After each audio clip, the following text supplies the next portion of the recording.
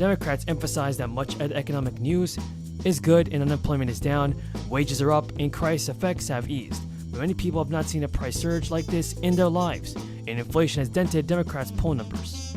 So, President Biden should definitely send out the fourth stimulus check. If you guys agree with me that he should do this, tell me in the comments down below, because it's definitely necessary. Please have a seat if you have one. Thank you all very much. It's great to be back in Portland. It's great to, and Lauren, thank you very much for that introduction. And Mayor Wheeler, thanks for the passport into the city. Being a mayor is the toughest job in American politics. They know where you live, and everything that affects them, they look to you for answers. Governor Brown.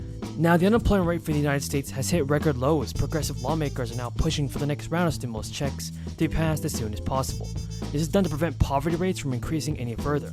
And the deadline for millions of low-income households to receive an extra $1,400 stimulus check is near.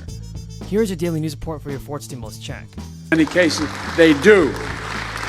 We're going to get it done, Ron. We're going to get it done.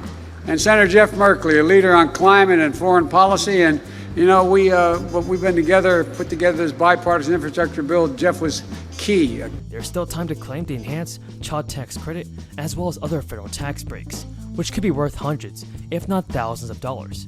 But you have to submit your 2021 tax return first. This year, the filing deadline is Monday, April 18th. The filing deadline has already passed, and most eligible families receive half of the beefed-up credit in monthly installments last year.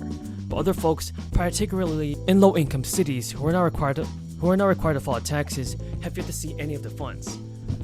Parents can claim the remaining amount on their 2021 return. They will need the letter 6419 that the IRS mailed earlier this year. It states how much families received in monthly child tax credit payments from July through December, and notes the number of kids that the agency used to calculate the credit. According to the IRS, more than 36 million families with more than 61 million children received monthly payments, which total more than $92 billion. But because their monthly payments are based on a family's income from a prior year, the amount of remaining credit they'll receive may have to be adjusted if parents' earnings or the family size change in 2021. The letter is actually critical to this reconciliation.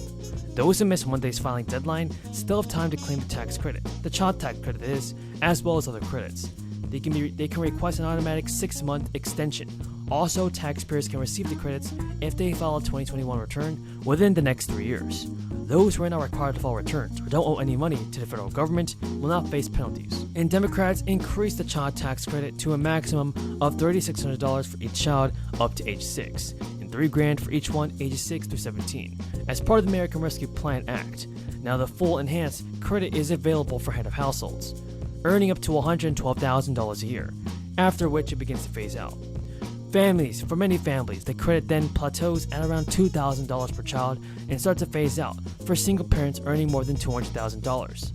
Previously, taxpayers could claim between 20% and 35% of their eligible child care expenses, up to $3,000 in costs for one qualifying child or dependent, or $6,000 for 2 or more of them.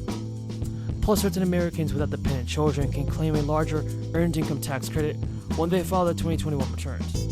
The American Rescue Plan Act nearly tripled the maximum credit from $540 to $1,500. We will now go into our round of questioning, and the chair recognizes the distinguished Congresswoman from my neighboring jurisdiction, the District of Columbia, for her 5 minutes of questioning. Eleanor Holmes Norton, welcome. Thank you very much, Mr. Chairman. Let me begin by taking a moment to introduce to you my constituent, Mike Solomon, a taxpayer and dad to 3 children.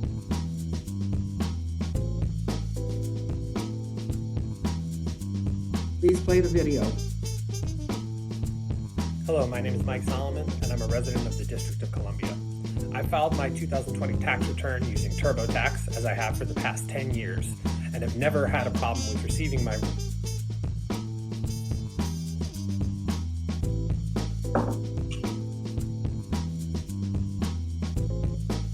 refund promptly in previous years.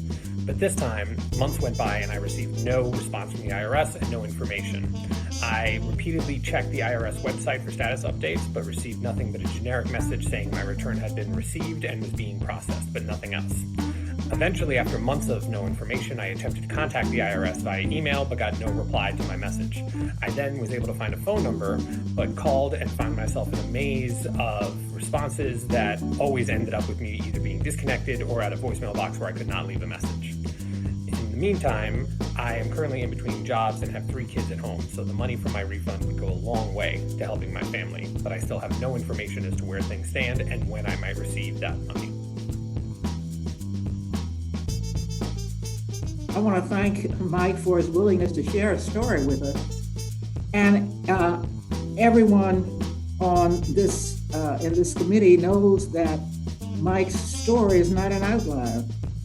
Please take a look at the figure on the screen from a GAO report released earlier this morning.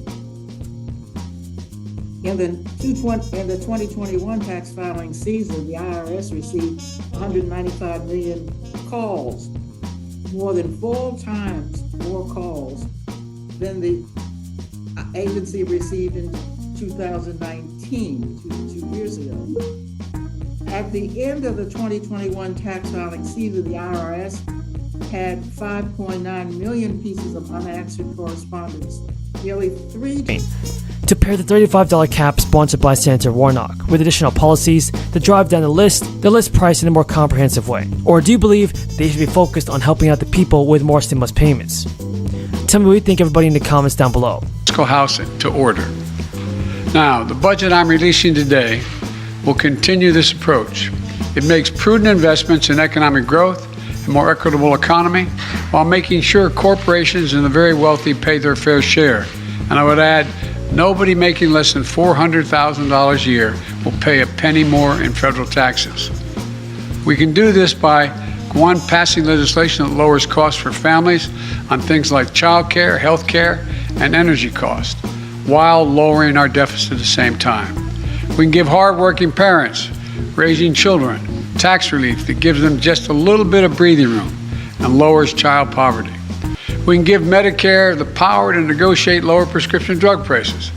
This will bring down the cost for seniors and reduce the deficit by hundreds of billions of dollars. Congress can do this all right now. They're debating it now. We can also restore fiscal responsibility. The Trump tax cuts added $2 trillion in deficit spending and largely helped the rich and the largest corporations. Under my plan, as I said, no one making less than $400,000 a year will pay additional single penny in taxes. No one. If you don't make $400,000, you're not going to pay a single penny in additional share. Pay a little bit. A firefighter and it's my hope that Congress enacts this law. If Nancy Pelosi, Chuck Schumer, and President Biden get this bill passed in time. So according to CNN, Nancy Pelosi has suggested that Americans are uninformed about President Biden's agenda and what he has work to do in the House.